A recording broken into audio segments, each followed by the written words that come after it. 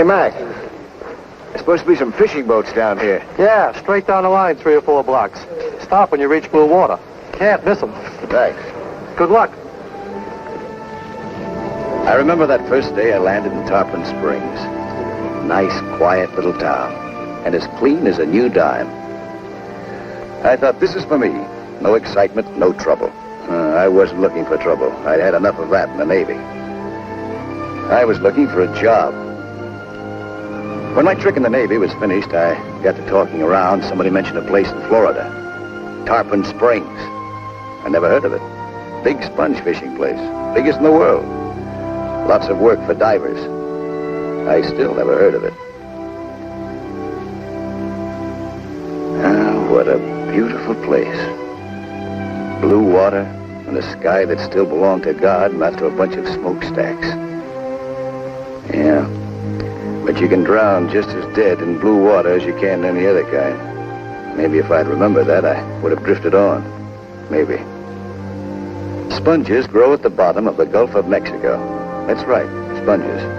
The business you used in the bathtub or to wash the car. The stuff you bought in the dime stores, only not for a dime. Let me show you what I mean. Take Captain Briacus's boat to St. Philip out in the Gulf on a sponge trip just about the time I arrived.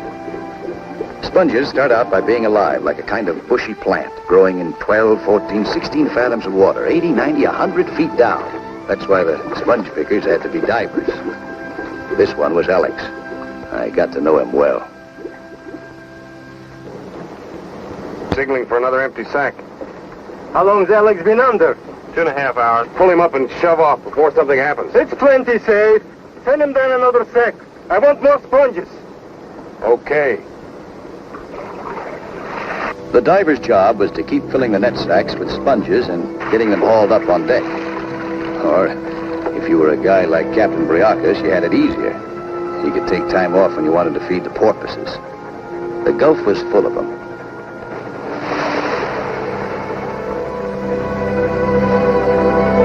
And there was always enough fish on board to make them jump for their dinner. I got to know Briacus, too. A hard, shrewd little character. Hated by his crews, but the best sponge boat skipper in the Gulf.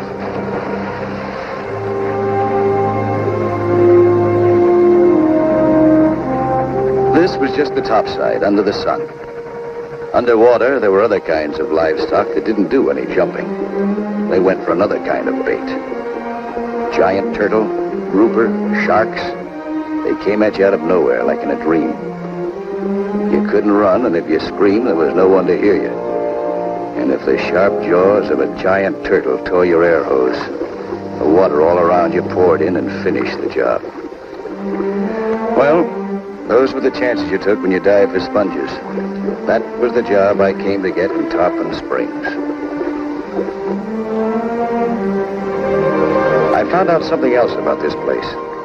Practically all the sponge boat crews, the divers and the skippers, are Greek. I mean, their grandfathers and their great-grandfathers were Greek. Years ago, the biggest sponge beds used to be in the Mediterranean off the coast of Greece. But after a couple of centuries, they got picked pretty clean. Then somebody discovered them growing at the bottom of the Gulf of Mexico. So we sent for the old Greek fishermen, who knew how to go about diving for them. They moved over here and they got to work. Their sons and their sons' sons have kept on doing it ever since. They hung on to lots of the old ways. They built their own boats and splashed them with color, the same as they used to be in the Mediterranean. Only now they had diesels instead of sails, and air compressors instead of hand pumps.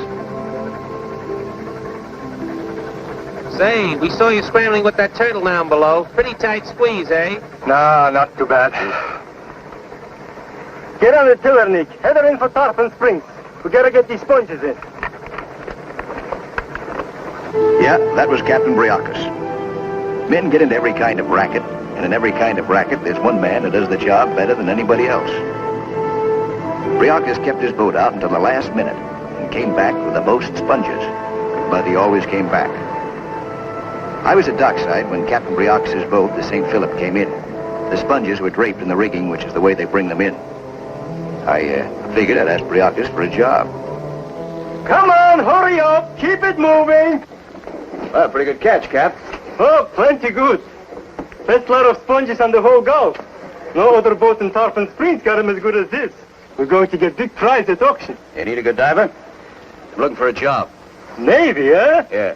Diver. Unemployed. Very unemployed. Sorry, I'm full up. But go and speak to Mr. Demitri. Demitri, huh? Mr. Demitri. Where'd I find him? Over at the Sponge Exchange. Everyone knows him. Just ask for Mr. Demitri. Thanks. So I headed for the Sponge Exchange. It was just across the street. I wondered what this Mr. Demitri looked like. It had to be the local big boy. There's one in every town.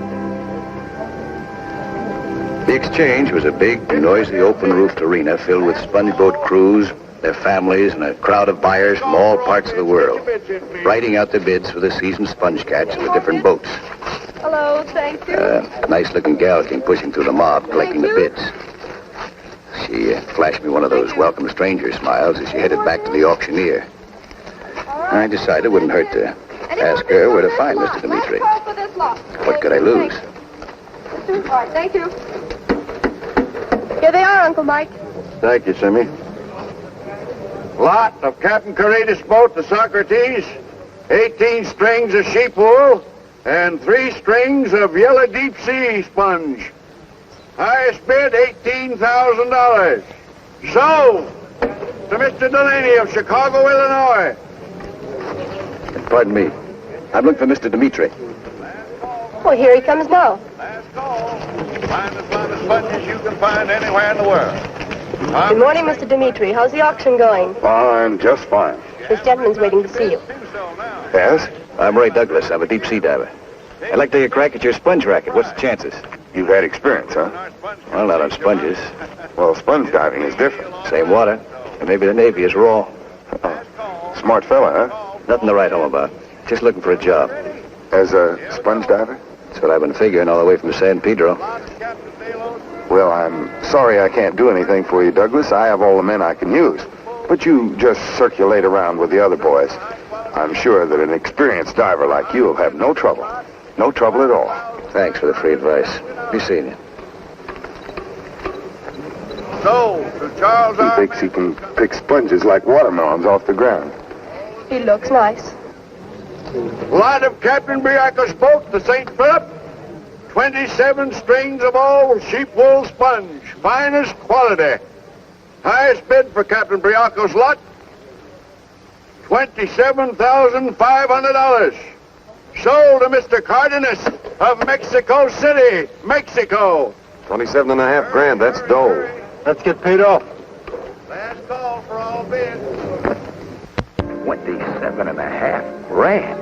I didn't figure anybody ever paid that kind of dough for sponges. Well, you live, and if you're where you should be, you learn. I was learning. Demitri handed Briacos cash in the spot, less what he took off for his supplies.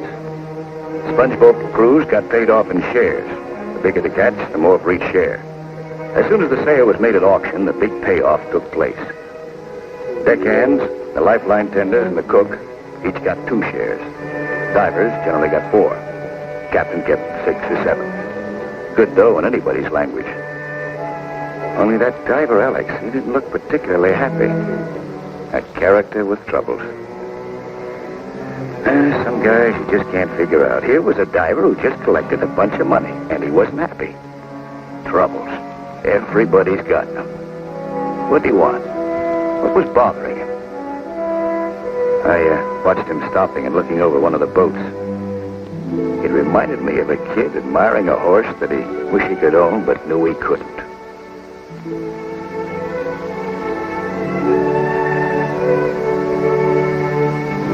Lot of Captain Athos boat, Calliope.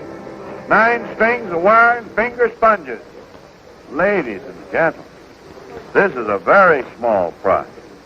My highest bid for Captain Athos' lot is only $400. Does anybody care to raise this bid? Anybody?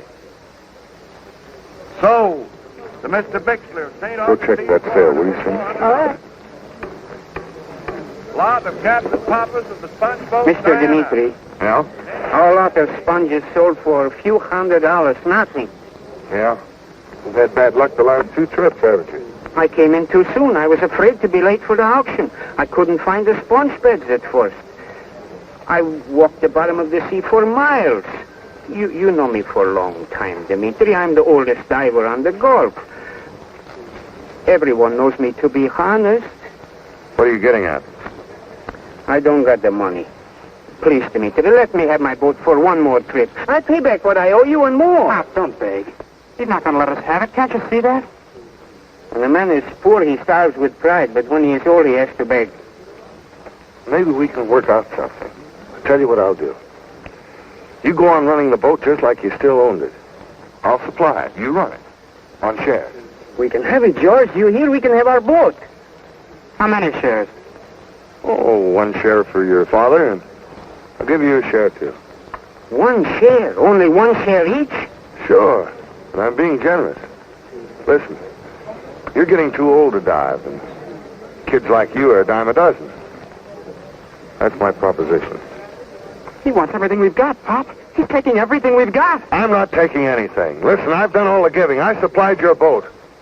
If you can't pay the money you owe me, you got to give up your boat. Please, Demitri. One share is no good. How can we live? I'm still good diver like always. Ask Briacos or Johnny or Nick. Yeah. You asked them for a job, too. Come on, Pop. The boat is still mine, Demitri. I can sell it. Well, go right ahead. But don't forget to pay me the money you owe me. Who will give me work? An old man. They will say, he used to be captain of his own boat. What have I done wrong? Nothing, Pop. Nothing.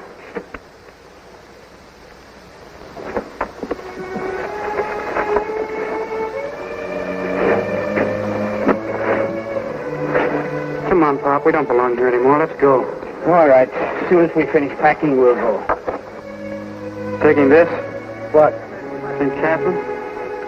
Well, yes, of course. What good did all your praying do? All the candles you lit for her?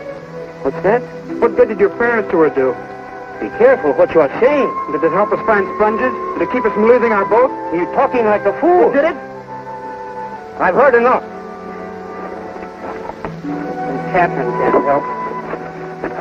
Dimitri's the one we should have prayed to. Demitri. Blasphemer!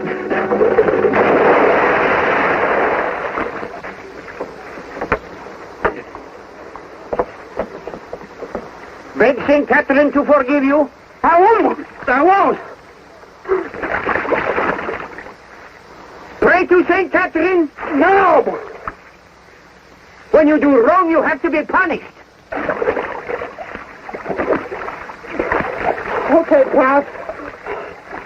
I'll beg her. Let me up.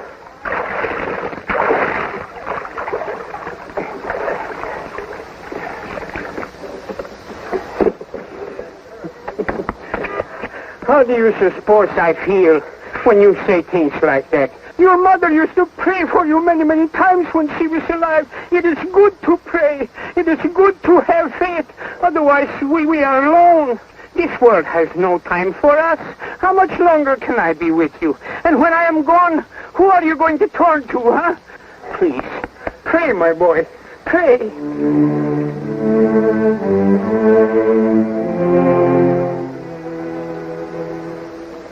Forgive me, St. Catherine.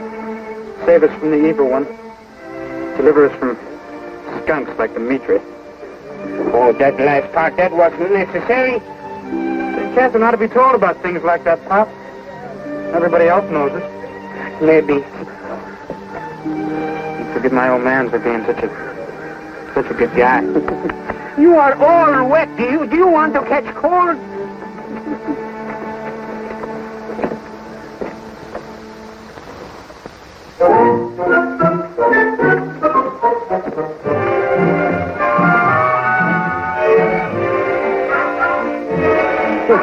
Hi.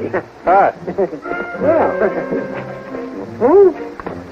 Say, I'm taking pictures of some of the characters around here. I mean, some of the sponge divers. Are you a sponge diver? Uh-huh. Do you mind if I take your picture? Why? Oh, for some of the big magazines. Huh? Sure, go ahead. Oh, thanks. See here now. Let's see. Yeah, it's pretty good.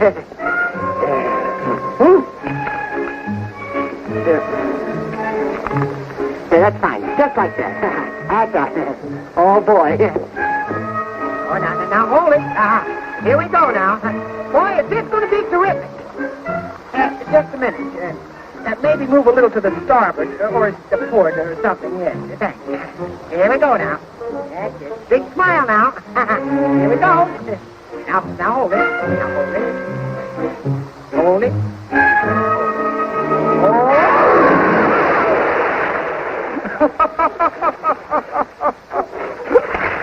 Help! Help! Help! Help! Help! Okay.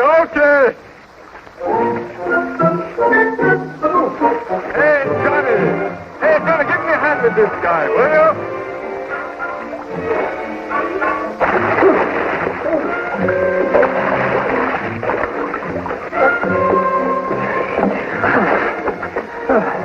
Huh? Hey, what happened? How did you do a silly thing like that? Well, I was just taking this picture, and all I was doing, I was just, like, I was backing up, you see, just sort of to get a focus. And then, I don't know,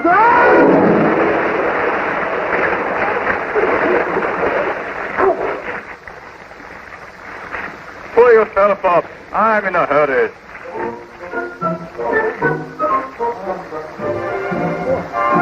I gotta get mixed up in it.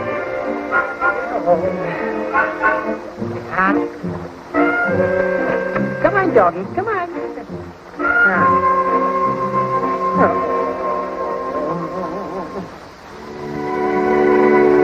As soon as the auction was over, Simi went looking for Alex. Sweethearts have their own secret meeting places. It's always been that way and always will be. Sometimes it's a park bench, a patch of shady lawn, or a little spaghetti joint where Tony always saves the same table. In this case, it was one of those out-of-the-world lagoons, a private paradise. Maybe you had troubles when you got to a place like this, but this is where you left them. Yep, there was a no trespassing sign here. Only love and beauty could come in.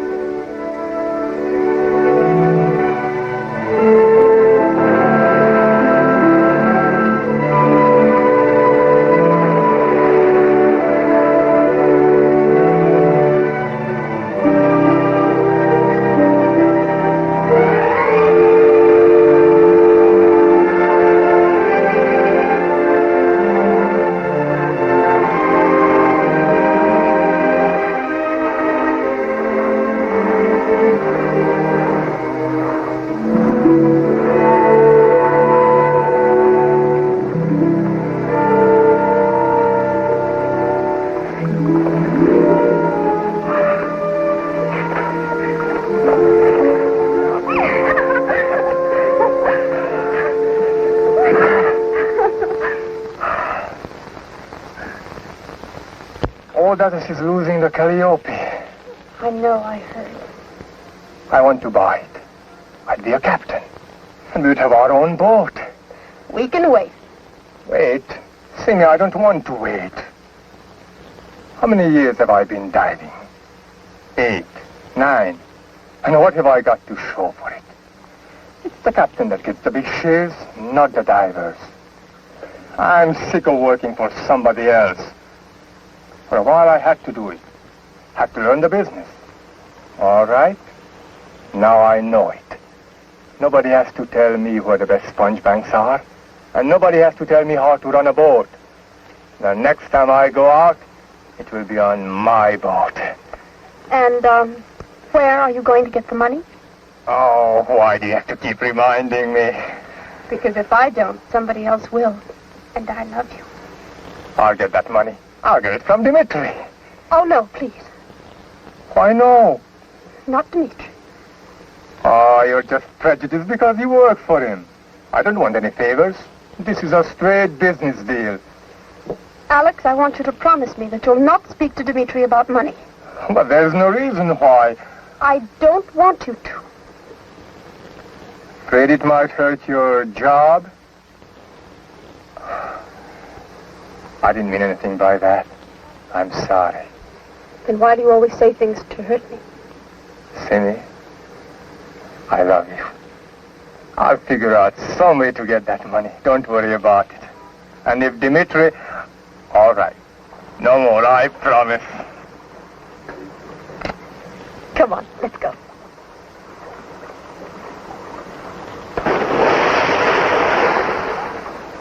Pote tapasti samo, samyo tisat.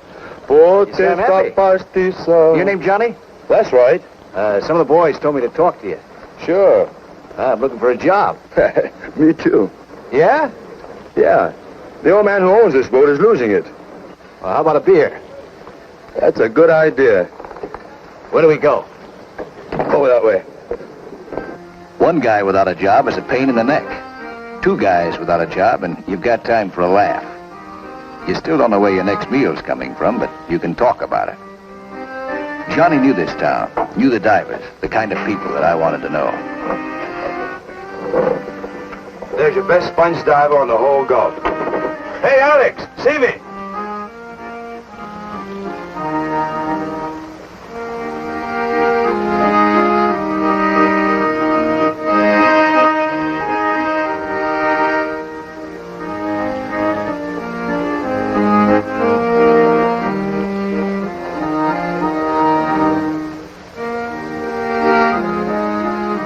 Douglas, meet Simi. Alex. How do you do? Hello. Alex here wants to be captain of his own boat. All he needs is the money. Yeah, if you're poor, you need it, and if you're rich, you want it. Well, Captain, when you're sailing? Right after Epiphany. He hasn't got a nickel, and he's buying a boat. He hasn't got a boat and he's sailing. You're nuts. Sure. He admits it. How can you be in love with a guy like that? Another minute he has him go along with him as his first diver on a boat he hasn't got. I was just going to get around to that. You see? And you'll be fool enough to go with him. How can I refuse? He's my best friend. Johnny, you mean you'll go? That's wonderful. Now we're getting somewhere. You're hired. You're nuts. And I'm worse. Hey, he's looking for a job. You want to hire him? Sure. If I get the Calliope, you're on. Well, thanks. Well, Captain, I hate to remind you, but what about the money? You know, nothing happens without the money. I'm going to arrange for it. Where? Right over there. No. Shut up, Jenny. Hey, Demitri, come over here. I got a deal for you.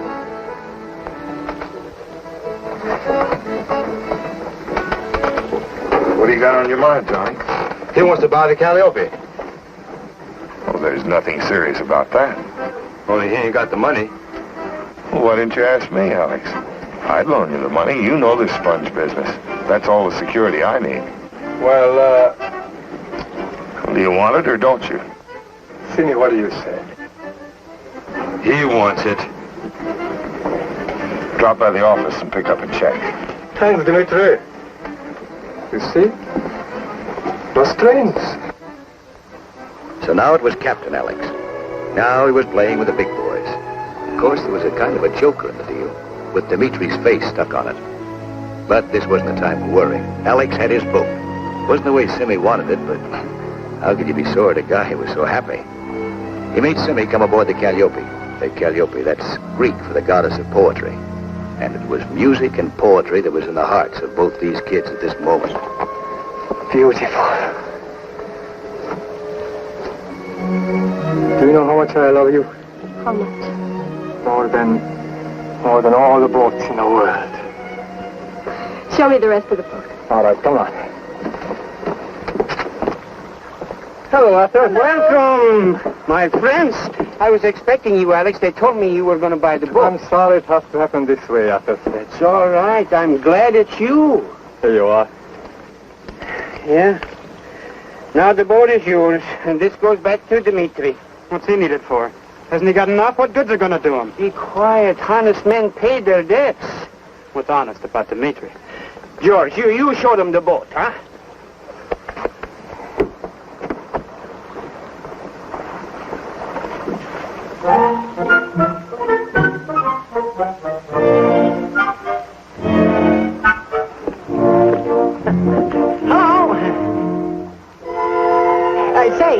get some pictures of sponge divers in action on a boat out at sea. You think there'd be a chance of me going along with you, Captain? Huh? I wouldn't be any trouble. I'd keep out of everybody's way. Huh? Oh, now, look, Captain, look. I gotta get some pictures of these sponge divers.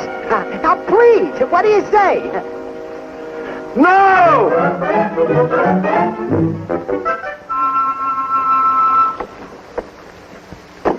Oh, I hate to leave this boat. It's like losing an old friend. Athos, George, where are you going? Come back here.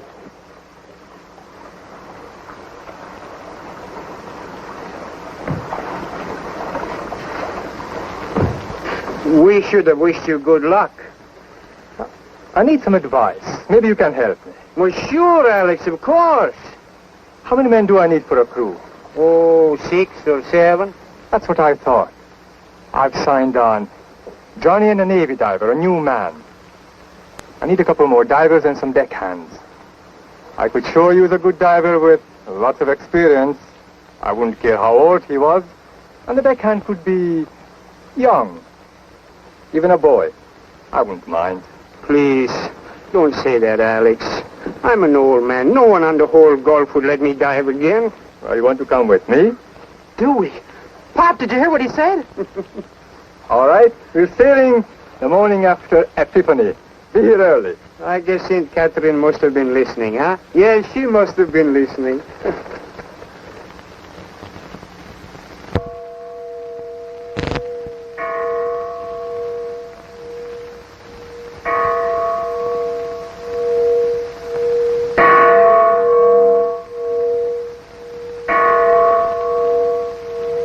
Epiphany is celebrated in its own way down here. It's big and sacred, and the whole town is part of it. Well, that makes sense. The whole town is dependent on the sea for its living and the lives of its men. This is the day when the waters are blessed. It's a fisherman's holiday, a day for the men who go down to the sea and hope to get back. They say here that the one who dives and brings the cross back is the lucky one for the year, the hero. They treat him like a hero, too. Everybody piles him up with gifts, and the luck goes with it. Alex needed all the luck he could get, and you captain on his first trip out. I could have used some myself, but I just watched. The cross cut a golden arc through the air and sank. The divers were right on it. From the top, you couldn't tell who had it. And even underneath, only one of the guys would know.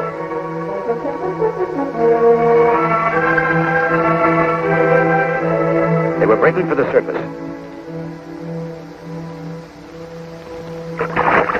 I got it! Alex has got the cross. They had faith down here. They believed. They didn't work alone. It was big, too big for any one of them alone. And this was the time when they showed they were all together.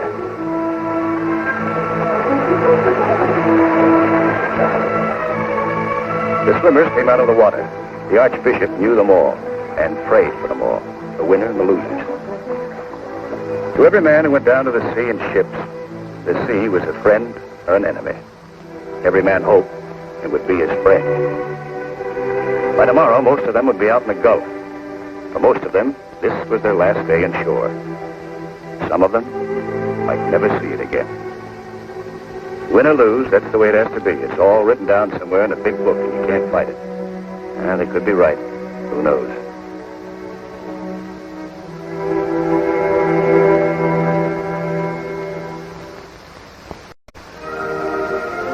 The Calliope was set to sail the next morning. Alex must have been on board all night, loading supplies. Johnny arrived first. It wasn't just talk anymore about Alex being a captain of his own boat. It was real. It was happening.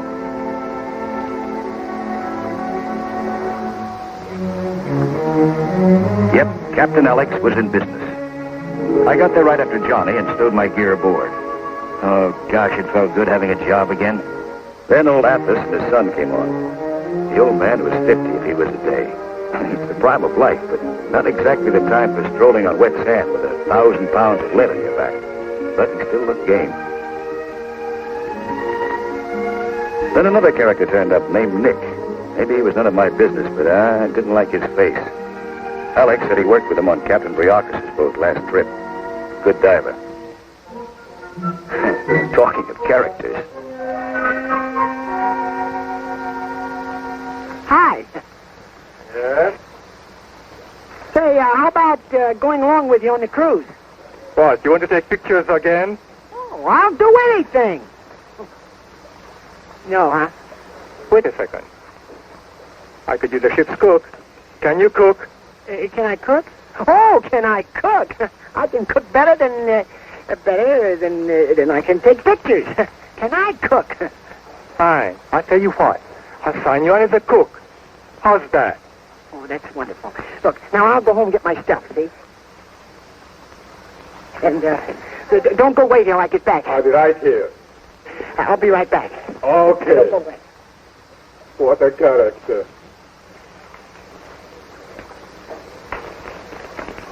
Well, good morning, Simi.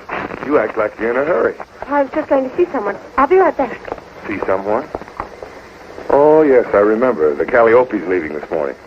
I'll be just a little while. Oh, what's your hurry? You know how it is when a sponge boat's leaving. Always a delay at the last moment. But I think I better be going. Oh, you act nervous. Oh, I'm not nervous. Go on. I wouldn't want you to miss it. Demitri was playing his own game, giving with one hand and taking with the other. There was I with dough, with power, but he wanted more. He wanted what he couldn't get. Simi. Alex watched her running along the wharf, but she was too late.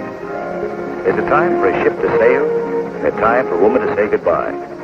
But there wasn't any time to wait. There wasn't any time.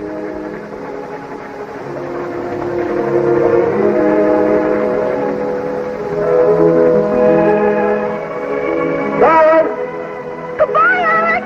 Good luck. Bye. You're a lucky guy, Alex.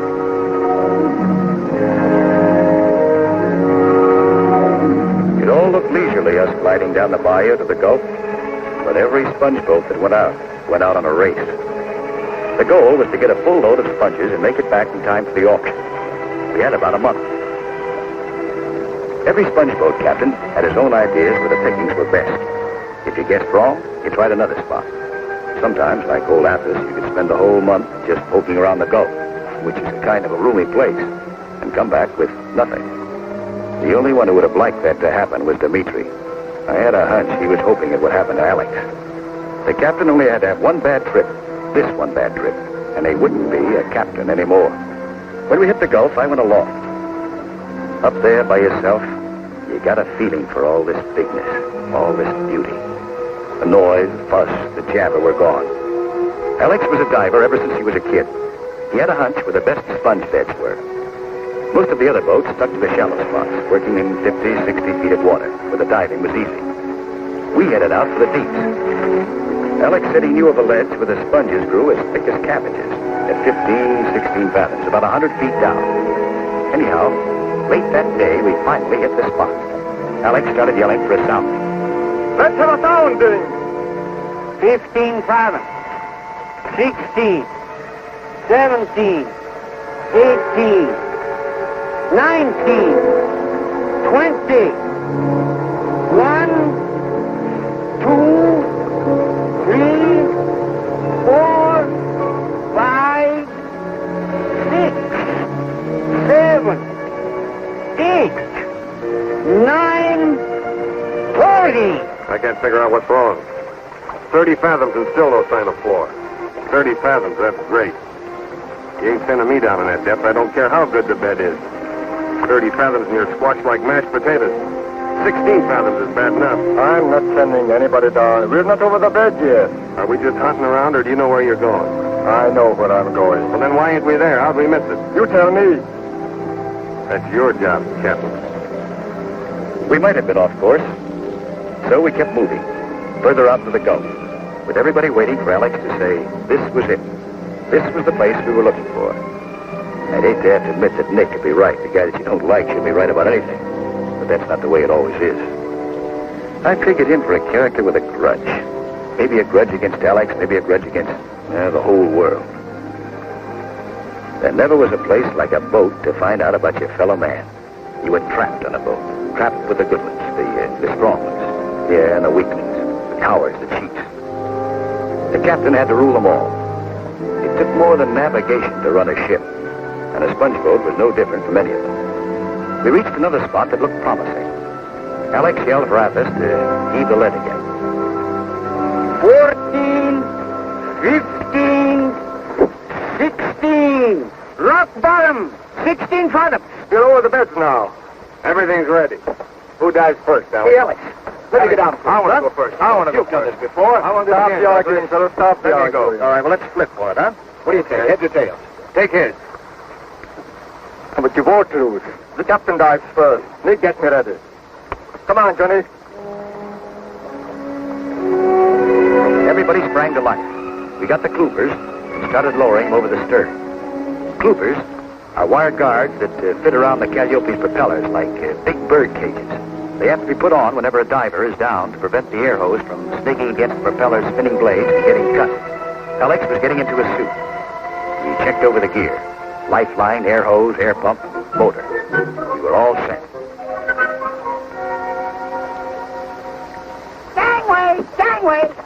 Hey, Pete, take that away. Oh, no, this is for Alex before he sinks. Hey, here, Alex. Look, you got beans and sauerkraut, winnies and hot spaghetti and hot soup. Oh, boy. Nobody eats before they dive. Makes them sick. No. Now get out of here. No, here. Get out. Now get out!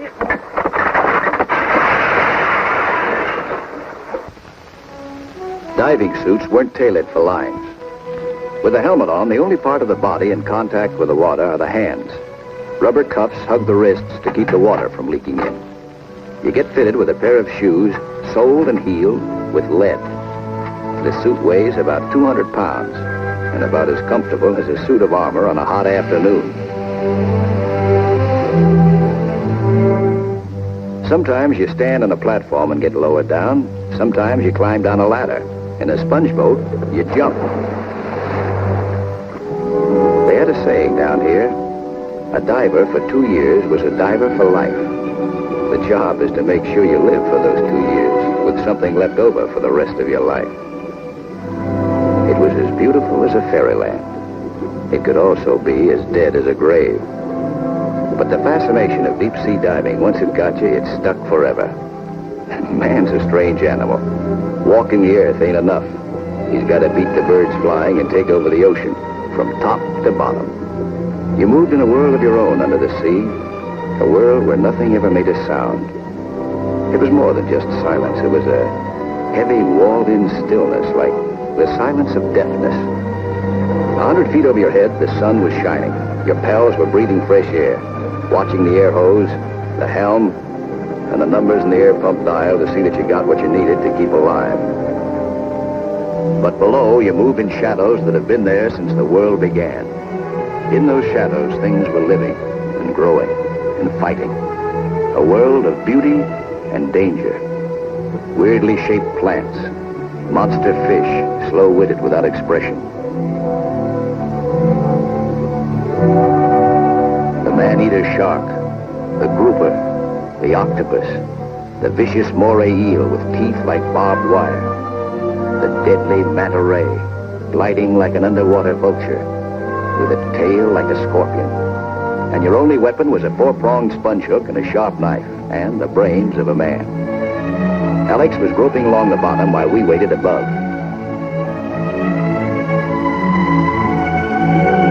Suddenly, Alex saw a shark moving toward him. 1,000 pounds of bone, muscle, teeth that could rip you to shreds, coming at you like murder in the dark.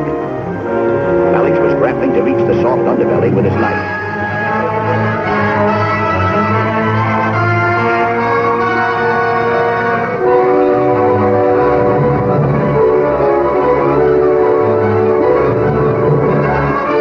The shark swam off to let its wounds heal or to die in the shadows.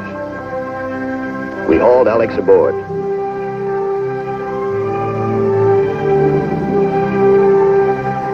We were all a pretty unhappy crew, and it looked like we were going to stay that way for quite a while. Well, like I said, you had to learn to take the good with the bad. You didn't have to like it, but you took it. Pete was a little unhappy too, but not about the same thing. Looks like he didn't like his own cooking. Hey, Pete, I'm as hungry as a wolf. Bring me a bowl of hot soup and some bacon and... Hey, Pete, what's the matter? Seasick? I'll get you something to eat, Alex.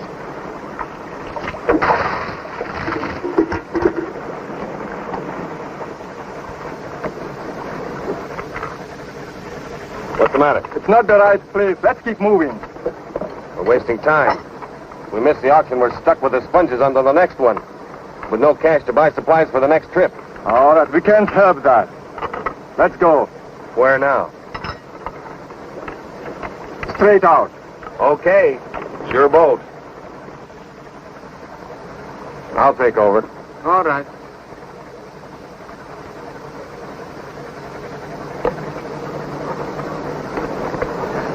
Don't be impatient, Alex. Sometimes in a place that don't look so good at first, you got to keep on looking. If you want, I go down here and look some more. No, we'll go on. So we kept going. We hit out on a new tack. We moved from one place to another. And the days kept slipping away. We were aching to work, and there was nothing to do but keep moving around, looking, waiting, hoping the next spot would be the right spot. But the clock kept ticking off the minutes and the hours and the days and then the weeks, and still nothing. It didn't cheer us up to sight some of the other boats already sailing for home with full loads of sponges draped in their rigging and packed in their holds. The Socrates and the St. Philip must have full loads already. There was Captain Briacus, Alex's old skipper, heading back in plenty of time for the auction. Yeah, some guys had all the luck. But it couldn't all be luck. No, Briacus knew his business. He worked his divers hard, but he knew where the hard work paid off best. That's why he was the best sponge boat skipper on the Gulf. Everybody in Tarpon Springs knew it. And, he knew it better than anybody. A little rooster of a guy.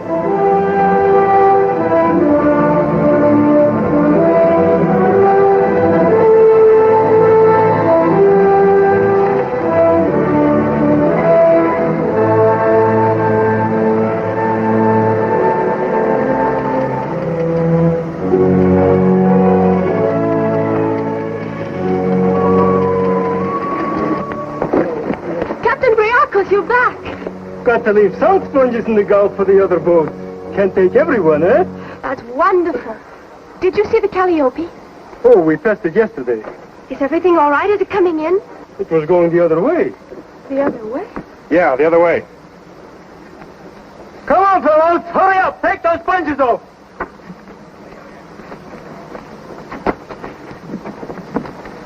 Captain Briacos and another boat just came in.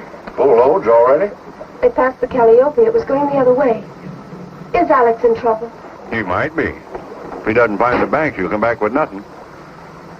Well, then he'd lose his boat. Stop worrying, Simi. This isn't the first time he's been out on a sponge boat. He can take care of himself. Now, here's a kid that's a good diver. A fine diver.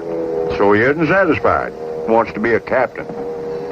Yeah, Joe? Briacus wants to store the sponges in the clovers, Mike. You got the keys? Yeah, come on. Am I glad I only auction sponges and don't sell them? And do I worry? Make money for everybody except for me. Why do you keep telling yourself that he's going to have hard luck? He's a smart boy. He'll be all right. It might happen. Don't take the boat away from him, please. Well, he's not going to lose his boat. No matter what happens, you have nothing to worry about. You wait till he gets back. You're letting this get you. Maybe you're right. Sure. Now relax. And when he comes back, we'll talk about it if you want. And finally, we hit it. Right on the nose. A beautiful spot. It was only a few days before the auction, but we still had time to make it if everybody worked to the limit. Yep, it was a beautiful spot. It was like picking flowers in a meadow with a strong wind blowing against you and the rainbow fish floating by you like birds. Everybody worked, topside and below. There's nothing in the world like work. Sure, you hear plenty of guys talking about spending the rest of their lives doing nothing, so they can have it. Nah, you never saw a happier crew than we were now. They kept sending down the empty sacks, and we kept sending them up, filled. The sponges were all over the place, just waiting for us. Thousands of dollars worth of sunken treasure. Enough to buy out Demitri. Enough for Alex, for Simi, for old Athos and George. More than enough for all of us. We worked from sunrise to sunset, as long as we could see, trying to beat out the clock that wouldn't stop moving against us. Our luck had changed. This is the way we wanted it.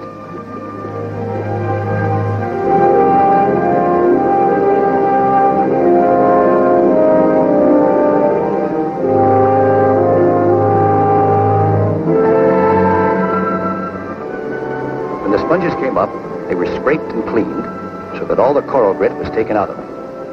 We worked and rested and worked. Everybody had his job.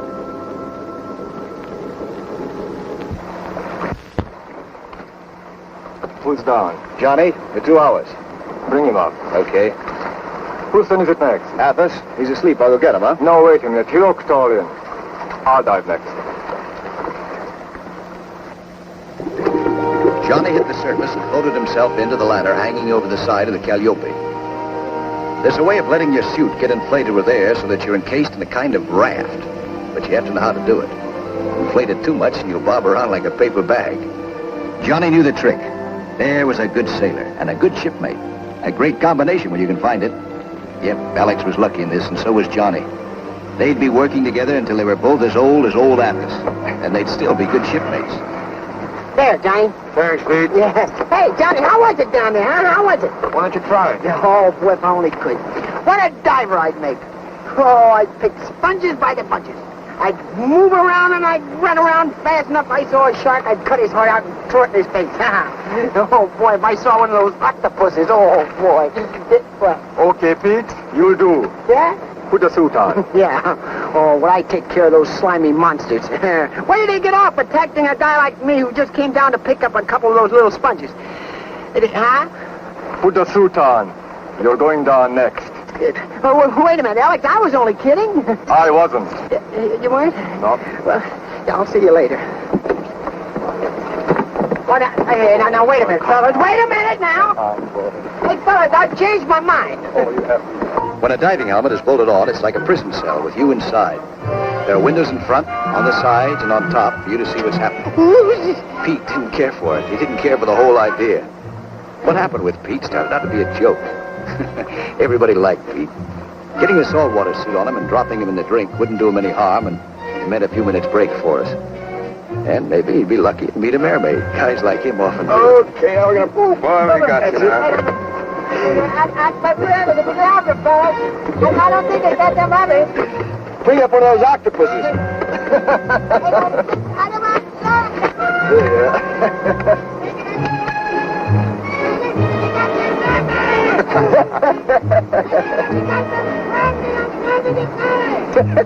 Come on.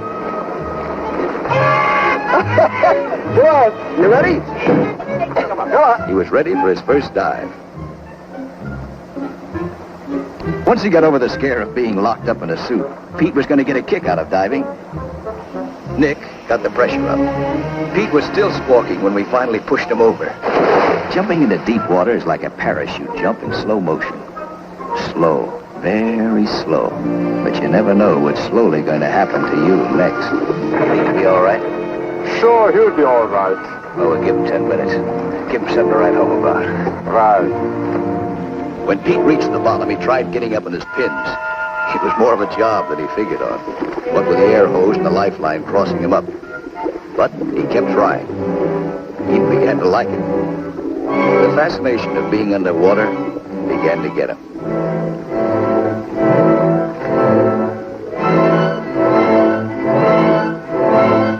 Then, he spotted a sponge. It wasn't a prize specimen, but it was the best he could do, and he headed for it, bumping along in the bottom.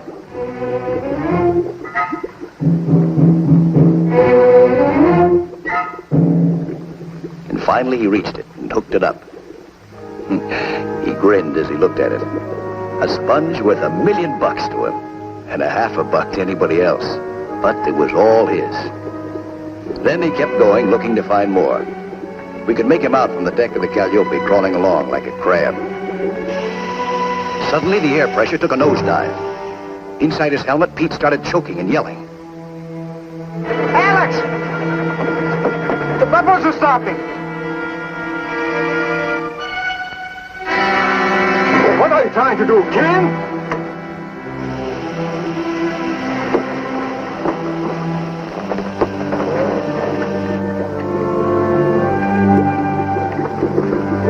Johnny got Pete back on the surface again. Hey, Douglas! Help Pete!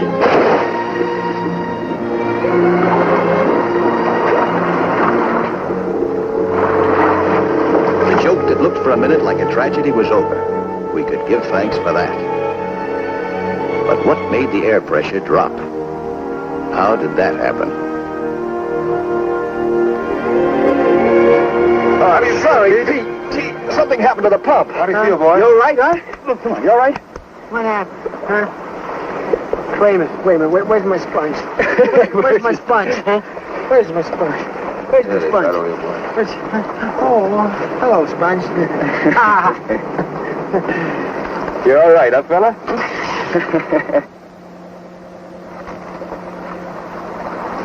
I suppose you guys haven't any idea how this happened. Not me. I didn't move from this spot. Oh, except for 2 or 3 minutes to get some oil. He was here the whole time. What are you trying? I don't want you fighting in my boat. Nick, go and clean the diving helmet.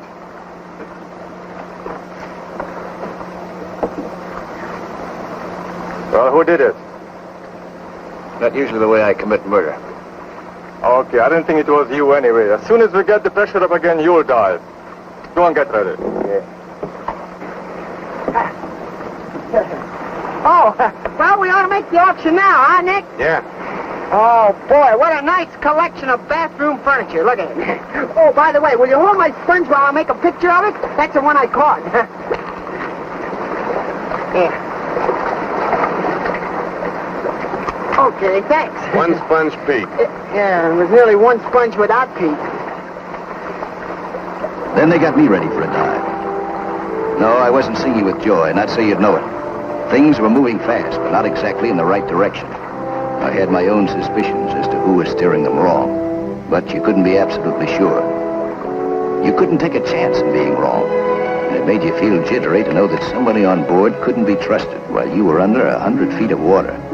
You were being sniped at when you couldn't fight back. Somebody was kicking you when you were down. Diving was different from most other jobs. It wasn't only because you were underwater where no human being belonged in the first place, but because once you were under, you were completely dependent on other people to take care of you. Let them forget about you for just 3 minutes and you were on your way to a better world. There was something to worry about. I kept picking the stuff and sending up full net sacks. We still had 3 days left, but everything had to go smooth. There couldn't be any more phony accidents. And that made me think of Nick and wonder what he had up his sleeve and what was biting him or who was paying him off. And that made me think of Demitri. Yep, I could see the whole setup. But I was really thinking of Alex. Was he keeping his eyes wide open? Well, that wasn't so easy. He couldn't see everything that was happening. I mean, he still didn't think anybody would cut the clouvers loose and make it possible for the air hose to snake up against the blades of the propeller. So I kept working, and what I didn't know didn't bother me. Then. It wasn't until I began getting near the end of my trick and feeling like I should stay down for another couple of hours and let old Athos really get a rest that I got that peculiar hunch that makes you think something is starting to go wrong. It was just a hunch, nothing definite. I checked the air valve, the lifeline, the air hose. Everything okay.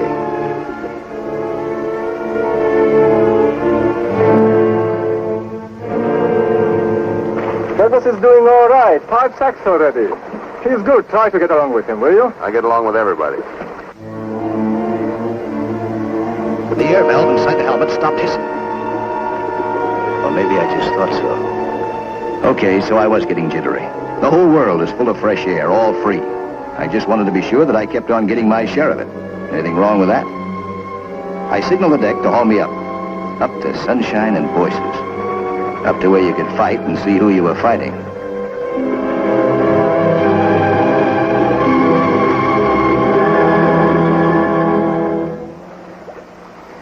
Nice work, Douglas. Hey, you're good. Leave it to the Navy. Nick! Hey, Nick! Hey, something happened to that pump again? No, everything went fine. It's been my imagination. Okay, Nick, get your server to go down. Go down. That's it, get him ready. It's not my turn, it's the old man's. I don't want any changing turns on this trip. It's bad luck. Old Athos goes after you. Come on, you're wasting time. Don't make no difference. I go if you want to, Alex. He's going. It's all yours. Oh, no, I don't go. I said you're going. No. Now get into that suit. No, I can't. Get into that suit. No, I won't. Okay, Athos, it's your dive.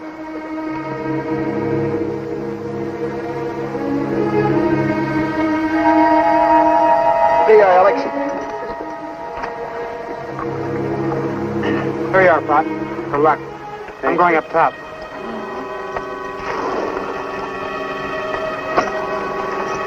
This is the part of the yarn I wish I could skip. I can't.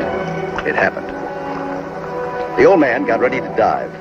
This was old stuff to him after all these years. The kid wanted to be a diver himself one day.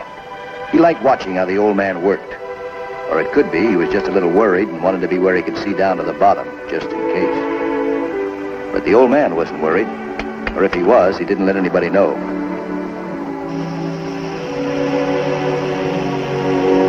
By all the rules, he should have been back in Tarpon Springs, sitting with the rest of the old-timers in a coffee house, smoking a pipe and spinning out the stories about the great old days.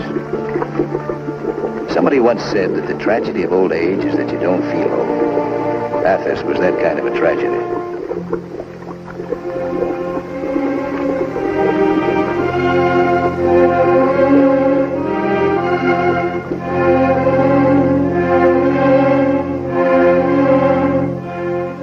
Yeah, this is the way he wanted it. And this is the way it was. Only he didn't know the whole story. Only one guy on board knew that. One guy's secret. Old Athos must have felt fine knowing he was still able to work with the younger divers. Knowing that he could still keep going for himself and his kid. He pushed along the bottom, doing his job like the expert that he was. While over his head, we were all doing our jobs.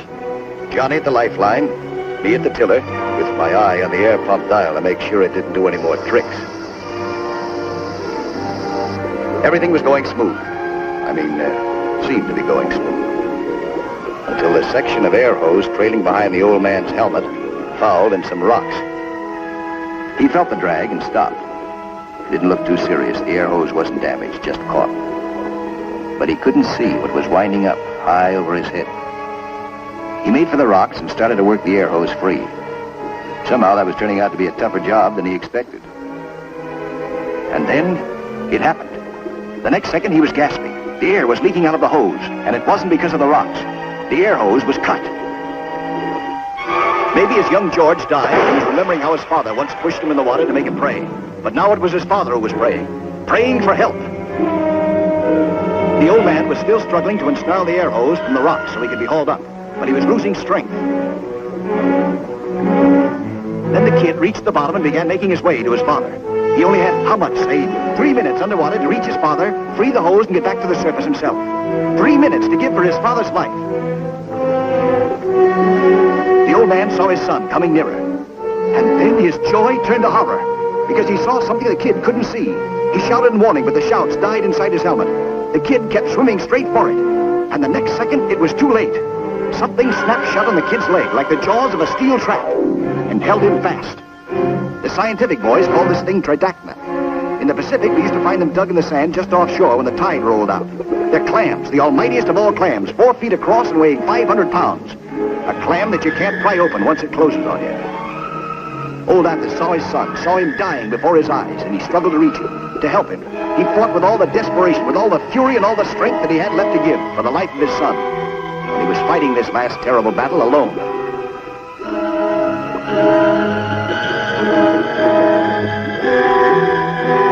Then Alex died.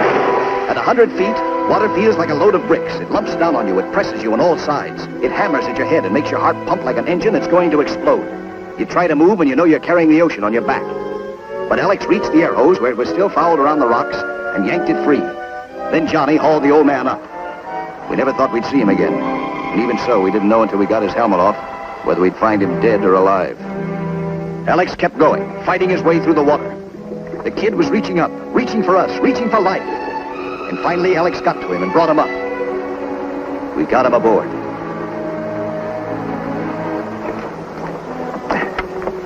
Alex, I got something to tell you. You gotta listen to me.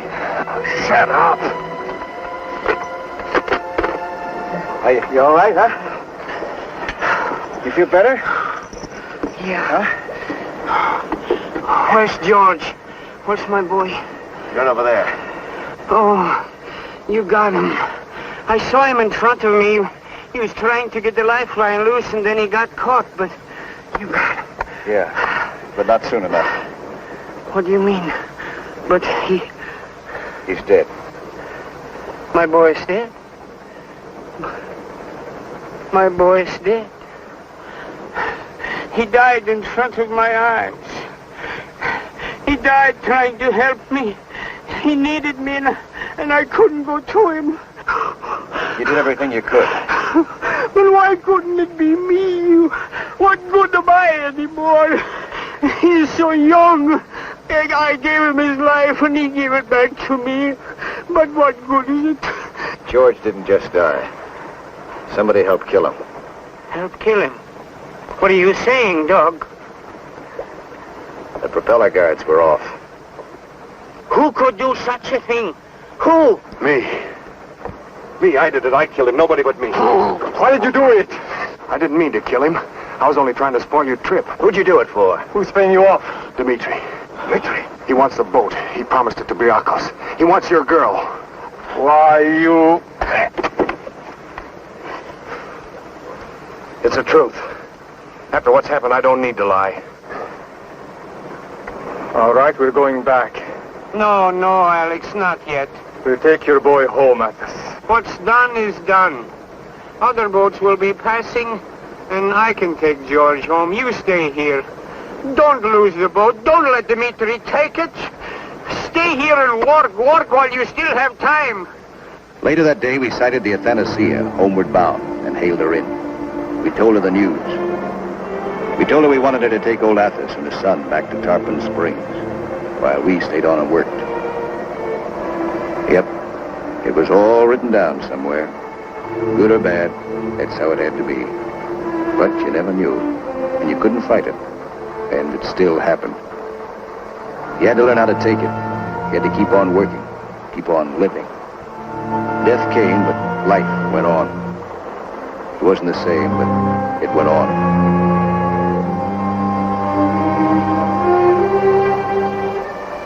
Then old Athos put his kid aboard. The kid who was older than any of us now. The kid who was taking his last trip home.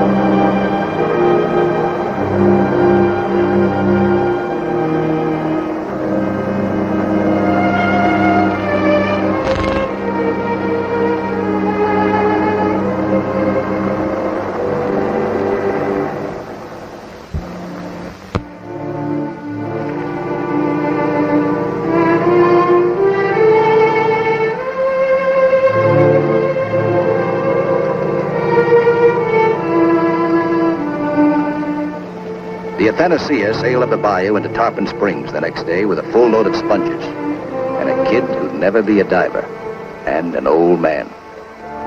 The news of what happened went before it as if death was its own messenger, perched on the prow of a ship of doom. The whole town seemed to sense that death had come in, and they started gathering from everywhere.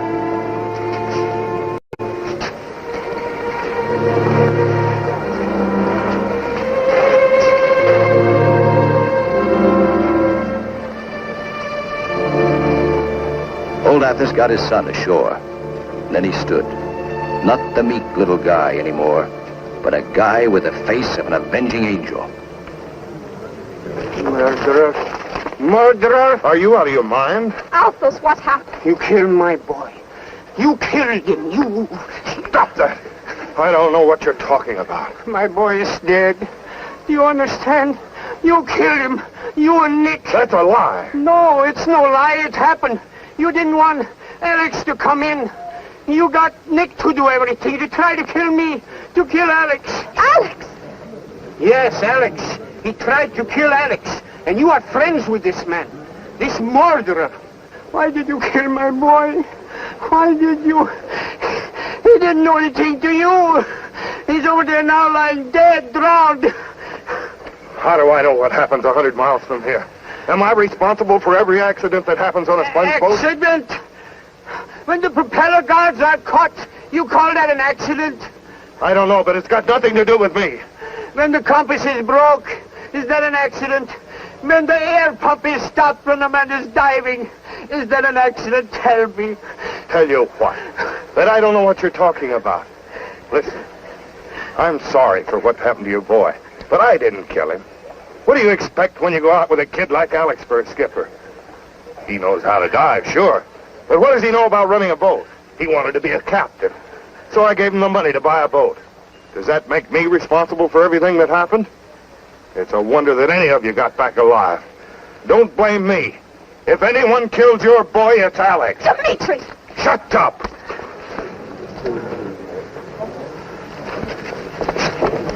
Alex. Please, Simi, forgive an old man for being angry, but I know how it feels to lose something you love. I was afraid Alice was going to lose you, but I was wrong.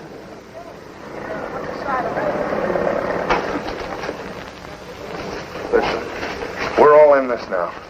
That stupid Nick has botched up everything. What? I want you to get out there and bust up that calliope. I said get out there and bust up the calliope.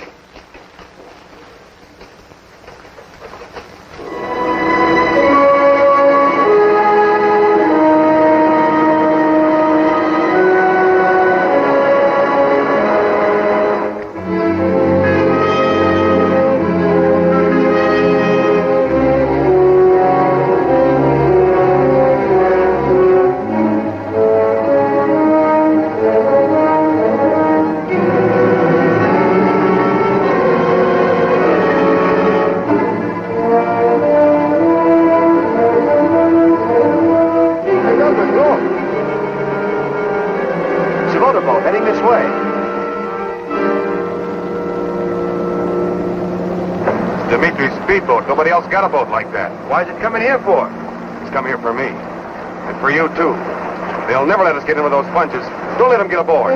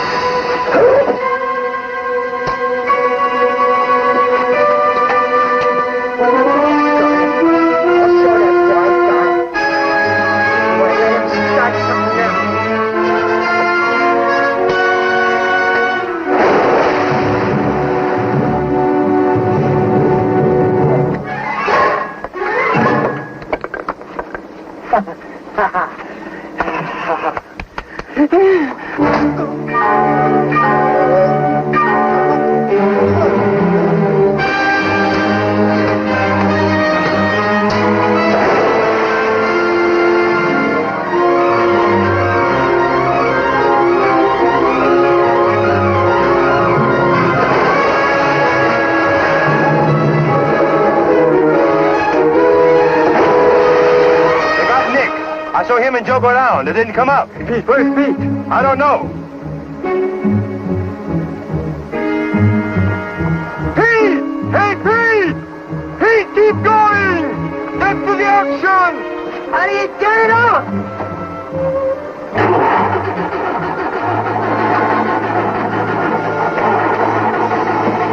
Tell Simi we're coming in! I'll be in! Throw all over!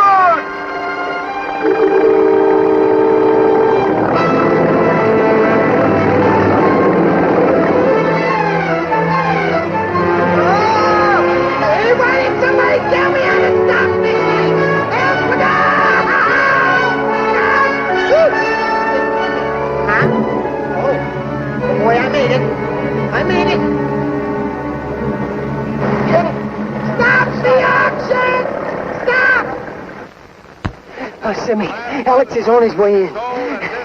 You wait outside and watch for the Calliope and let me know just a minute at docks. I gotta slow up the auction. Oh, yeah, and Simi. Yes? Let me see, there was something else. Oh, gee, you know it anyways. Oh, what, for goodness sakes? Well, he loves you. Oh, Pete! Please. Hurry. Last call. Everybody ready? Last call for all bids. Are all the bids in? Hold it, Mike. Alex will be here in a minute. You gotta hold the bidding till he gets here. That's impossible. All the bids are in. I can't delay any longer. Yeah, but... I'm sorry for Alex. You see, as long as I've got the bids, I've got to start. Yeah. I say as long as the bids are in my hand. Yeah, I know. I say as long as I'm holding the bids. I can't go. If the bids were not in my hand, I wouldn't have to... Here, give me back those bids. I can't do anything without those bids. No, I can't do... Don't try to shove me off of here. Say a speech. I say, don't push me. Speech. Ladies and gentlemen, I guess you're all here to buy sponges. But do any of you know the life history of a sponge? Huh? Oh, then I'll tell you. Is a sponge animal, vegetable, or mineral? Is it a he or a she? Does it have fun being a sponge? Huh? Oh. Those are the important questions people are asking about sponges. So, if you'll all be comfortable, I'll tell you. There are a lot of types of sponges. The big ones and the little ones. Get this auction going. Now, I can't. Some people like Well, what's he doing with them? sponges. Oh, here, you can have them. Pick them up. Help me pick them up.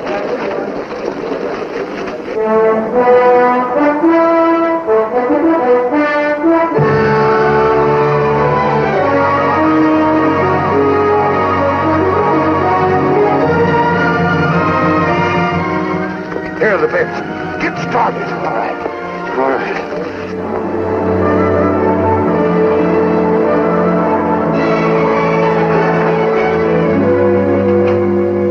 I know you wouldn't want me to close this auction before we offered you our finest lot of sponges.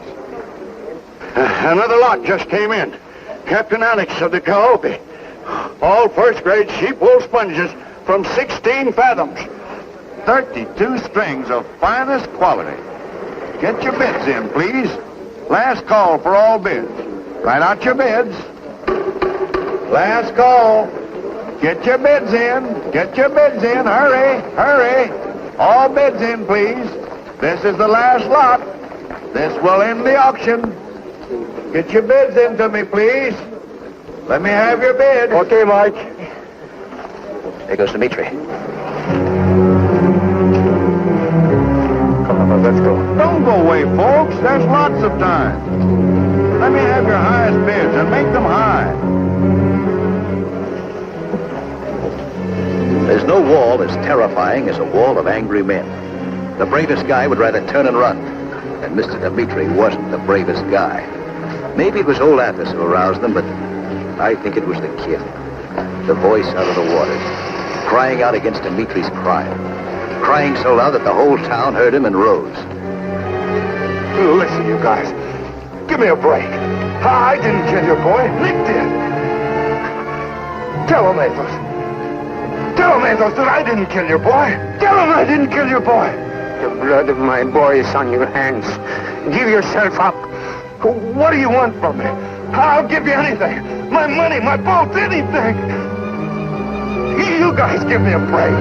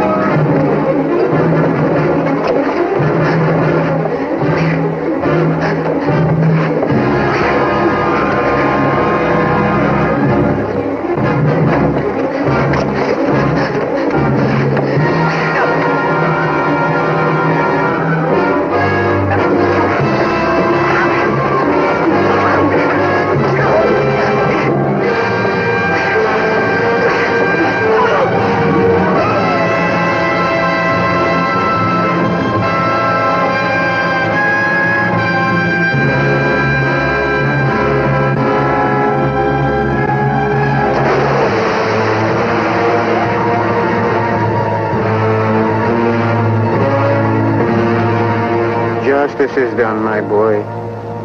The justice won't bring you back.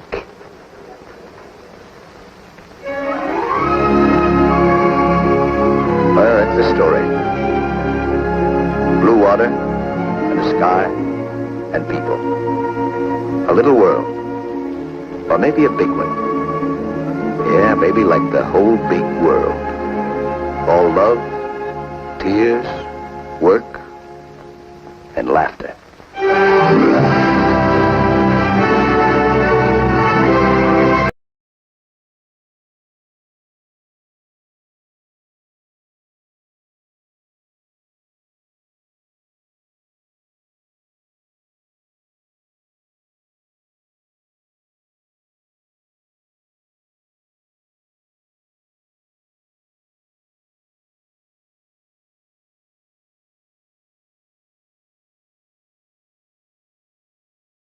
Thanks for watching. Don't forget, hit that like button and the subscribe button. Thank you very much. Thanks for watching. Don't forget, hit that like button and the subscribe button. Thank you very much.